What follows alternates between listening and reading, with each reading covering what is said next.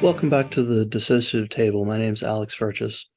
Today's episode is the first part of a conversation with Wendy Behary, an internationally recognized expert, teacher, lecturer on the treatment of narcissistic personality disorder. Here we'll specifically be speaking about the presentation of narcissistic personality disorder most common to complex trauma, a presentation often overlooked to the detriment of treatment. We'll be speaking about the role of neglect in complex symptoms with narcissistic personality disorder as an alternate adaptation, perhaps in my language of the structural dissociation of the personality, a different presentation of ANP phobia. There's a language interchange for sure in that regard between my terms of EMDR, structural dissociation, and ego state therapy, and her language of schema therapy, which meets in conceptualizing the story of a child that was never allowed to be heard as the origins of complex trauma. So Wendy Behary is the founder and director of the Cognitive Therapy Center of New Jersey and the Schema Therapy Institutes of New Jersey, New York City, and DC. She is a founding fellow and consulting supervisor for the Academy of Cognitive Therapy, Aaron Beck's Institute. Wendy served as the president of the executive board of the International Society of Schema Therapy from 2010 to 2014, and now sits on the Training and Certification Advisory Board. She's the author of the internationally best-selling book, Disarming the Narcissist, which has been translated into 16 languages. And she's the author of or contributor to 14 publications, including co-authoring a chapter on the integration of EMDR and schema in Dr. Shapiro's 2002 book, EMDR, an Integrative Psychotherapy Approach. I hope you enjoy this conversation as much as I did. Wendy, thanks for being on the Dissociative Table podcast. It's great to have you, and your reputation precedes you. Thank you, Alex. It's good to be with you. I'd love to ask you today about the traumatic origins of narcissistic personality disorder.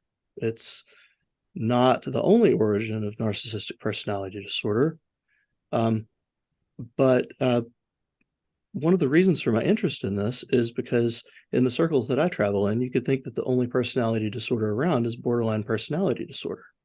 I don't know if that's because so few men come to therapy or why, but Anna Vanderhart and The Haunted Self estimates that the prevalence of traumatic origin for NPD is about 60%.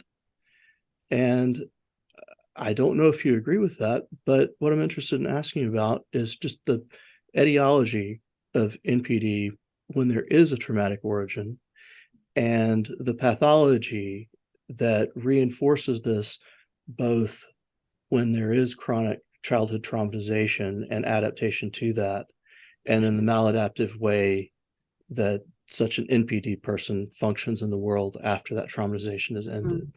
Mm-hmm. Yeah, I mean, it's a great question. There's a lot of folks now, researchers looking at, and then a lot of new lingo as they look at this more bifactor, trifactor analysis of narcissism. So we know the grandiose type, we know this kind of blustery, master of the universe, larger than life, assertive, more aggressive, out there, extroverted, and typically without limits. So we know that the missing component often in their early experience is lack of limits, maybe being super indulged. But we also know that that type, and we think temperament, may be what differentiates this type from a more covert, vulnerable, fragile, wounded, traumatized type. There's so many different ways that this other type of narcissism is being described. We call it the covert narcissist, where there's larger amounts of more classic forms of trauma in the way of abuse, disparaging, devaluing experiences that the child underwent, more attachment ruptures, if you will. Whereas the grandiose, overt narcissist can also have certainly the missing element of unconditional love, and acceptance, more emphasis on performance and achievement over connection and empathy. And so therefore, it sort of makes some sense that a lot of the behaviors we see in narcissism, usually defined by this sense of entitlement, come from this need to compensate for a deep felt sense of insecurity underneath. Not actually felt, because it goes so unaware, becomes so automatic in their programming over time, constructed such a long time ago as a way of survival and coping. Mm. But to get to your point, in the etiology of the more traumatized version, I'm not sure what the statistic actually is on how many, but I do know that I've worked with the vulnerable narcissist, the one who has been more, really has kind of evolved from a situation where the caregivers were either abusive, aggressive, abandoning, more threatening, more controlling, more punitive in their style. And I think that what distinguishes someone who moves the NPD trail over the BPD trail is someone who probably temperamentally is a bit more functionally put together. We call that in Schema Therapy the healthy adult mode. They have a little bit more healthy adult for their practical, pragmatic functioning. And they also have the entitlement, which reigns large, meaning that what happens is this super suffering. I call it that in my book, right? The super sufferers. And it's not meant to be a cynicism. It truly is an identity that this super suffering, virtuous victim will show up in a way that's a bit different than the grandiose type who's ready to tell you all about, who they know, how big their car is, how much their suit cost, right? The vulnerable, more fragile type is more likely to show up in what looks like, and this is where it gets tricky for therapists, it looks like a vulnerability being expressed when instead it's really an identity for extraordinariness being expressed, but under the guise of my suffering is bigger than your suffering. My pain is greater than your pain. I've done more than most people. I've put up with more than most people. I've tolerated more than you can imagine. No, you can't understand me, Wendy. You can possibly get it. You don't know what it's like to be me. And you feel that there's no invitation to enter, no invitation to go into those deep, dark waters and to look a little bit more at what's really happening in here. It's like, don't touch this identity. This is the extraordinariness of the vulnerable narcissistic type. Mm-hmm. So a recent guest on this program, Dr. Phil Manfield, was speaking about research into DID going on in Europe. Currently, it's showing that specifically in DID, presumably in most complex trauma, if not all, what causes DID is not the severity of the abuse, but the neglect, the emotional neglect. And of course, an emotionally neglectful environment of that magnitude is where the most horrible things happen, Sure. like cults and child prostitution, things like that. However, the research was pointing to the neglect as the operative factor. And listening to you, I hear echoes of that, in that the covert narcissist being possibly more often of traumatic origin. This is through a different way of coping with that overarching theme of neglect. Can be, for sure. We call this a mode. So this would be, a mode would be, at best, it's the healthy adult who's showing up, who's acting as a good advocate for that more vulnerable part who suffered underneath. But what we're going to see in the treatment room more likely is this mode, or what we think of as a maladaptive, self-defeating pattern way of coping, a survival mechanism, if you will, that was probably formed a long time ago in order to be able to deal with perhaps immense amounts of neglect, lack of identity in many cases, confusing messages. You are the best, you're my prince, with messages that say you're never good enough, you're a loser. Or nothing at all. No one to stand up and advocate for them when there's control. when there's bullying. A lot of bullying we can find in the background too as a point of origin in the trauma without protection. So we know, this kind of living in the land of loneliness and isolation and fear without resolution can equal trauma. And I think that the coping style becomes one where, again, we can see it as what looks like vulnerability, looks like there's emotionality, but instead it's sort of encased in this identity, this presentation, which is a type of detachment, or what some would call a dissociation. Maybe not dissociation formal, but detachment, a disconnect from the actual pain that resides much deeper.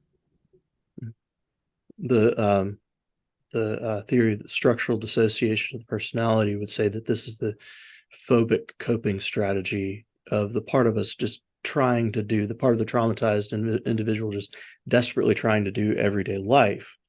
But in this case, well, the narcissistic personality can certainly, well, do a lot of damage.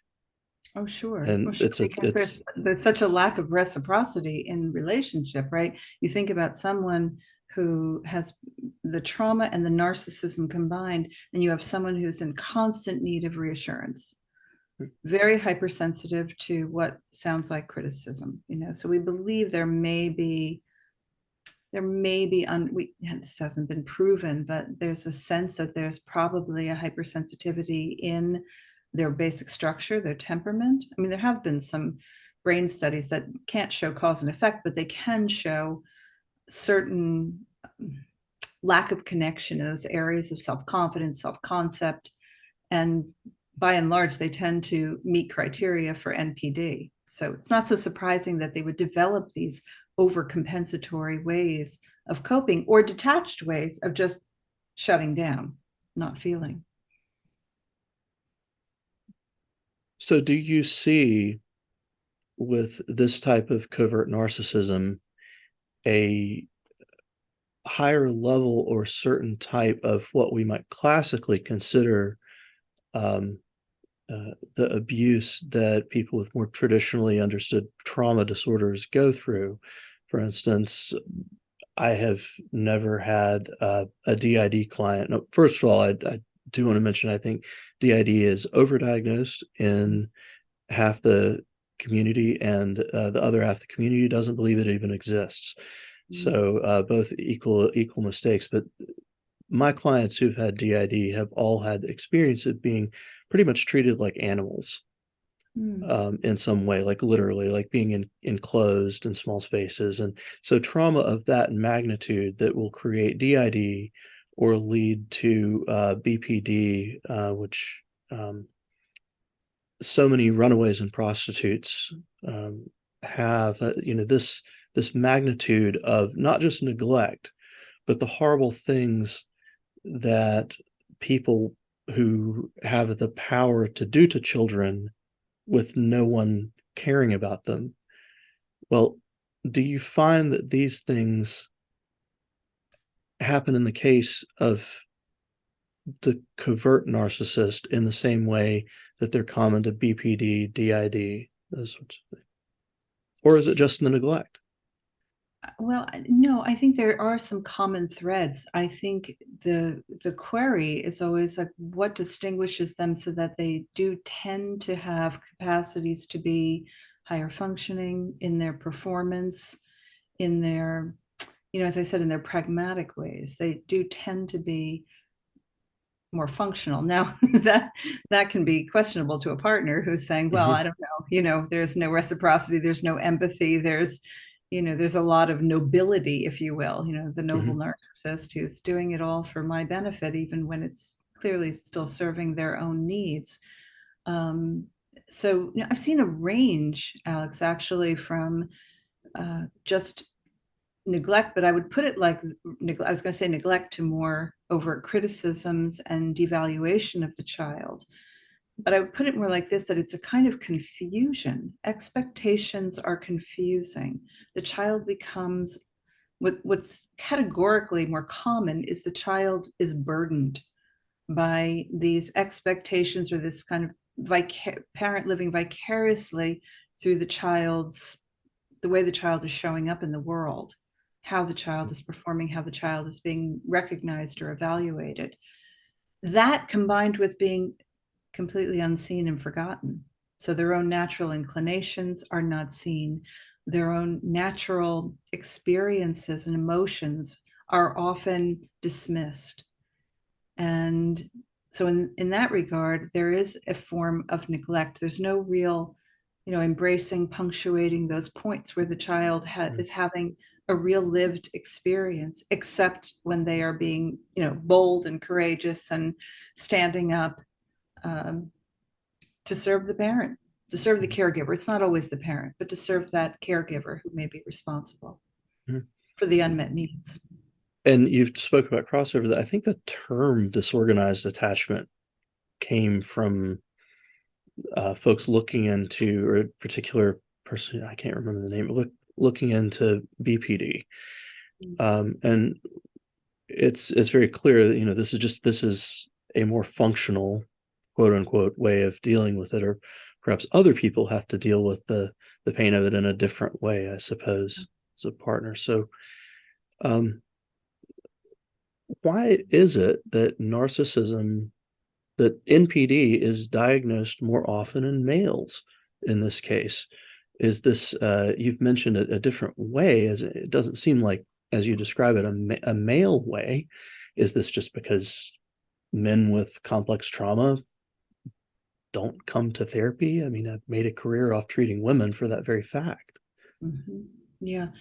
Well, I think it's unfortunate, just like there's overdiagnoses on DID and diagnosis of ADD and bipolar illness. I think there's an overdiagnosis of NPD. I mean, certainly we know in popular culture, everyone is being called a narcissist now if you talk about yourself for 2 minutes or more. So, and it's being confused with antisocial personality, psychopathy. Mm-hmm. There's confusion out there about really, truly getting it.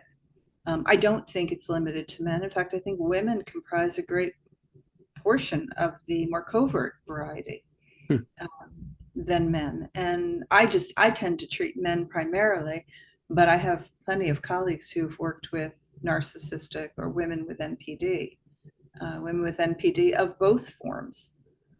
But I do think that they tend to land more on the side of the traumatized, more covert version of NPD. Mm-hmm. Do you ever use scales to measure or screen for dissociative disorders in your clients? I know, of course, just doing history and things like that. I was just wondering about possibly the prevalence of comorbidity of dissociative disorders with your NPD clients, especially where you find covert type of narcissism. It's a great question. I don't, because I'm not aware of it being prevalent in this population.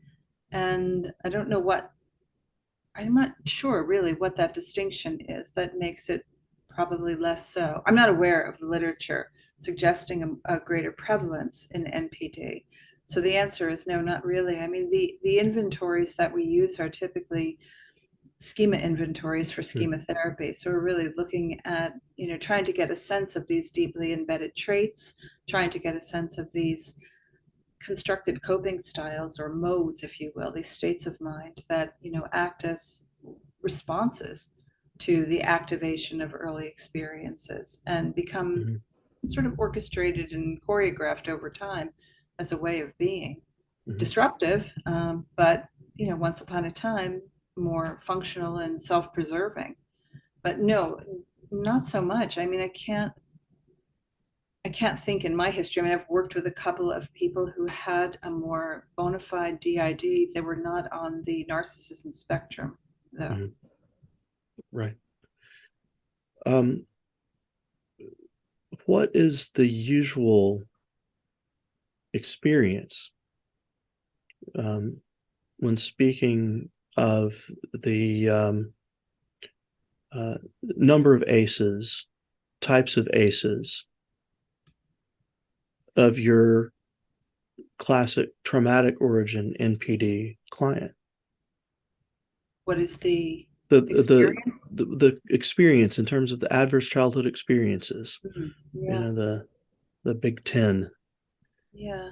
I mean, I think it's anything, for the most part, it's a child who has been quite enmeshed, which means that they've been invisible, right? The enmeshed child who's traumatized by the enmeshment is not a child who's growing up in this kind of happy cocoon. It's the child who's growing up feeling erased, as some of my clients would put it. Mm-hmm. I'm there to serve the will of my parent. I'm there as a Mm-hmm. reflection, a representation of whichever parent has chosen me to be such. And Mm-hmm. sometimes it's both.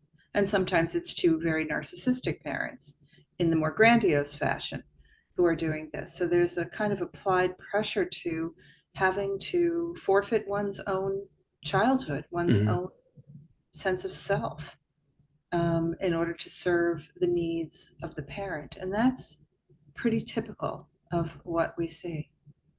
Mm-hmm. The way that I've been thinking about it recently, both with my consultees and just looking at clients, has been that the tragedy of childhood trauma is not in and of itself what happened, but that it happened to someone, and that someone was a child with a story. It's a story that no one wanted to hear. Usually, a story that they didn't even bother telling because they already knew that no one would listen. And in the same way as when I speak to my schema therapy colleague, it's like sort of like I knew an Italian and a Spaniard who could just speak in Spanish and Italian, and they could understand each other on a certain level. I feel like when I speak to her in ego state language and EMDR language, and she speaks in schema therapy language, Mhm. we're understanding each other in a certain way. Sure. I don't know if you hear a reflection of what you just said and what I said about the story of a child, but I what for your clients, what sort of story is that isn't told? Is that just a story of simply my existence matters, or is that the story of father, mother, uncle is a beloved uncle is a rapist, and that's the story that can't be told. Mhm. Yeah, I think the story that can't be told is the story of I had longings and they were shameful. I Mm, shouldn't have had them because they're signs of weakness to have those needs. And the only thing that matters is your performance at the end of the day.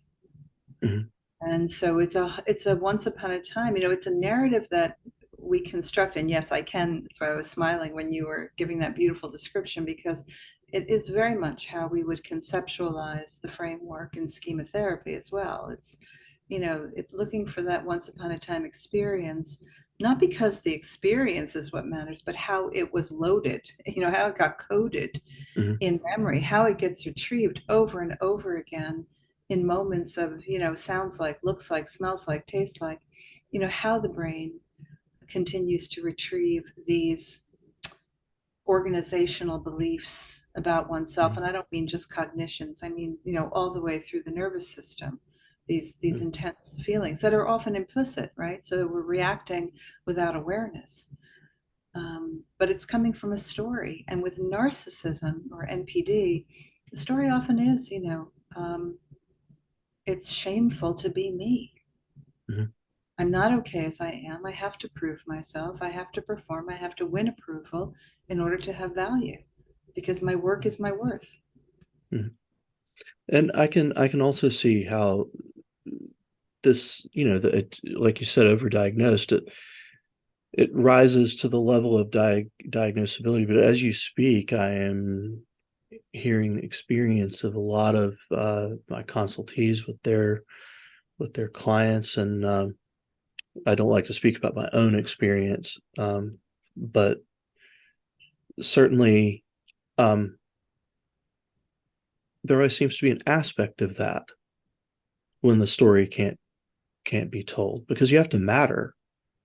You have to matter, like it's sort of like a child of, the golden hour, right? If a child doesn't get the skin to skin contact without medical intervention, they can die from failure to thrive. And you can just imagine if that goes on a lifetime, kids are survival machines. And this is one way of coping with it, I suppose, at the extreme.